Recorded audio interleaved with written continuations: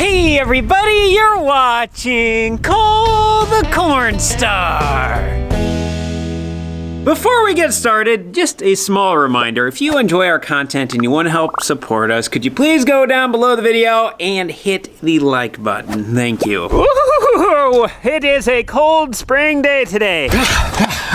Burr.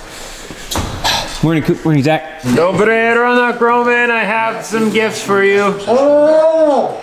Okay. Good morning, Grain Bins. We got ourselves a semi-load of corn. We are currently trying to get our pre-planting to-do list completed because we could potentially be starting planting season in 2 weeks. And we have pretty much everything completed other than our grain hauling. Looks like everything is green. We should be good.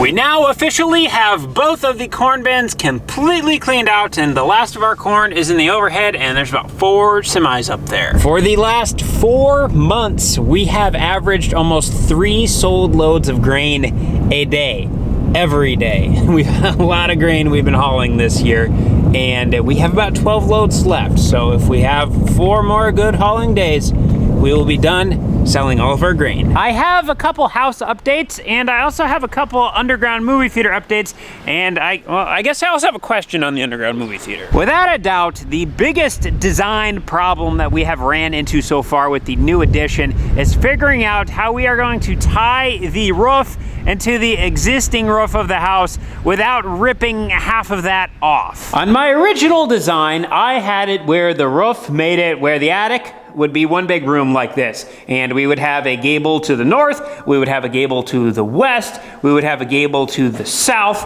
and then we would have a gable to the east. Long story short, the engineers at the truss company started putting together calculations and figuring things out, and they basically told me it would be impossible to do unless we ripped off and rebuilt pretty much the entire roof on the existing house, or we built the new addition roof about 20 feet taller than the roof I'm standing on right now. I didn't like either of those options, so we have officially decided we are not going to be doing an attic. So unfortunately, in the new addition, which by the way, the attic space over there is going to be pretty much similar to what we're looking at here, but it's gonna be full of all the supports and the webbings, basically like kind of what we're looking at here, and all of that is going to be holding the roof up, and that's what's going to allow us to be able to have a seamless transition and basically make it look normal, but we're doing it at the sacrifice of we won't have a accessible living space up in the attic. However, we are going to have a garage on the house, and there is going to be roof trusses built over that, and we will be able to incorporate a bonus room above the entire garage. So unfortunately, we're not gonna have the attic at the very top of the house like you would traditionally think of an attic as being, but we will be able to have it over the top of the garage. So slight change of plans. So pairing the fact that we did not have our truss plan finalized for the house, and that we also had frost underneath the underground movie theater, we have not been able to do any construction over here for a little while, which is why we have been basically taking a break on it. But we now have frost out of the ground, and we have our truss plan in place, so we should be able to resume everything in the underground movie theater, which our next step is to pour the concrete floor. This brings me to my question. All of the work that we have to do with concrete and just construction in general will be a lot easier if we had the outside of our foundation walls backfilled, so that way we could just come right up to the edge and not have to walk this plank. I have been told that before we do any backfilling, we are supposed to put our floor trusses in place, so that way we have the tops of our walls braced, and then we don't have to worry about anything getting pushed in. My question is, do I really need to do that first before I backfill. I'm not trying to cut any corners here. I'm just trying to make our workflow as efficient as possible. And I have this legitimate question because we have a ton of support inside of this concrete. This is a 12-inch thick wall. It's 5,000 PSI mix. And we have a mat of rebar right here, and then we also have another mat of rebar right here. So everything that's horizontally is 12 inches on center with number 4, and then vertically every 12 inches we have a number 7, and that is on both mats throughout the entire thing. There is approximately 50,000 pounds of rebar in this entire basement foundation. And then in our footing, we have a 4-foot wide footing that is 18 inches thick. And then there is a double mat of rebar in that as well, full 12 inches on center. So I feel like we have plenty of rebar and plenty of footing to be able to support this much dirt. Am I thinking right? Would I be able to get away with backfilling this without putting in the trusses, or do we really need to get those in first? And on top of that, our concrete has also had over 28 days of curing temperatures. If anybody watching is a builder, a concrete guy, a concrete engineer, or a retaining wall expert, I would really appreciate your feedback. If you could write that down in the comments below,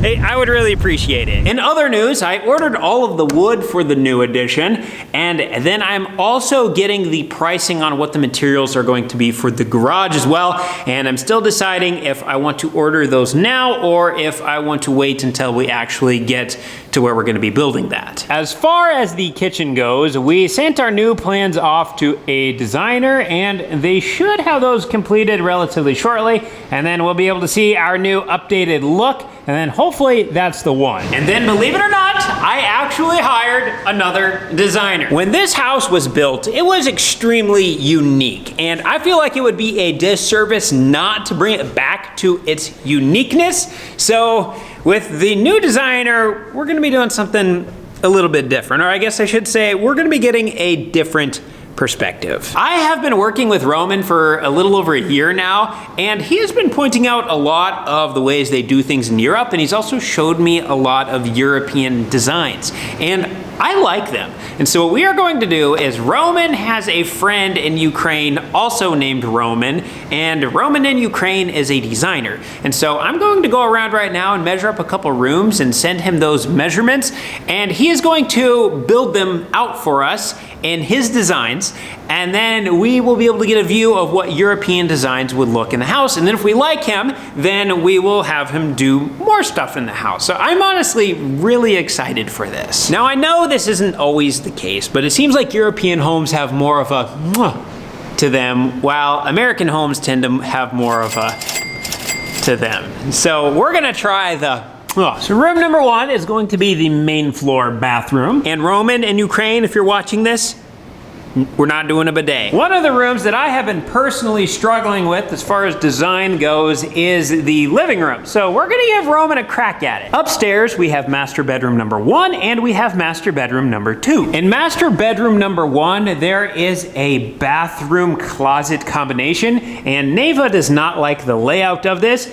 so Roman is going to be designing this as well. And then last but not least, in master bedroom number 2, there is another bathroom that Roman is going to be doing. We're really heavy with bathroom designs right now because we are ready to do the plumbing and electrical in the existing house, and we cannot do our rough and plumbing until we have all of our bathroom designs completed. I don't know Roman's level of English, so in order to just avoid confusion going down the road, I'm gonna take all my notes, I'm gonna put it onto my iPad here, and then I can make a 3D rendering of a rough idea of what the room's going to look like. And then once Roman has this, then he'll be able to make it look all good and have everything actually designed, and floors and walls, and if we have special things going on, outlets, all of that, he'll be able to get that taken care of.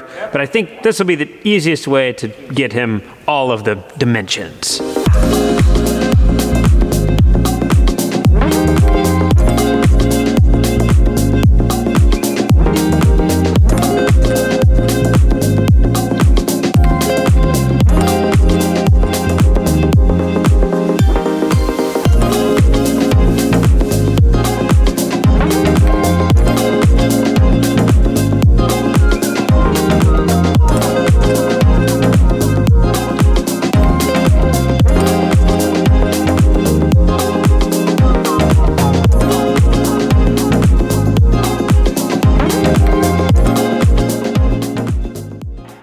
I am not going to lie. I thought I was going to be done at 5 p.m., but here we are. It is almost 11, and I'm tired, so I'm going to call it a day here. Thanks for watching. We'll see you in the next one.